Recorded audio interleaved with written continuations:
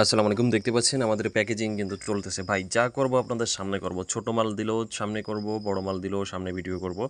এই দেখতে পাচ্ছেন ভ্যান কিন্তু রেডি হয়ে গিয়েছে। এখন কিন্তু এই মালগুলা কুরিয়ারে চলে যাবে। তো আলহামদুলিল্লাহ সারা বাংলাদেশ জুড়েই কিন্তু আমাদের মালগুলা চলে যাচ্ছে টুকটাক ছোট বড় সব সাইজের মাল।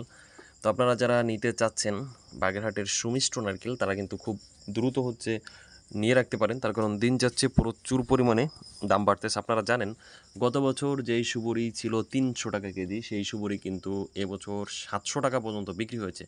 তার মানে বুঝতে পারতেছেন ৩০০ টাকার মাল ৭০০ টাকা মানে ৪০০ টাকা বেশি। তার কারণ এবছর উৎপাদন কম ছিল। তো এই বছর কিন্তু নারকেলের উৎপাদনও ঠিক কম, তুলনামূলক অনেক কম হয়েছে। তো যার কারণে আপনার এটার দামও কিন্তু অনেক বেশি বাড়বে এবছর।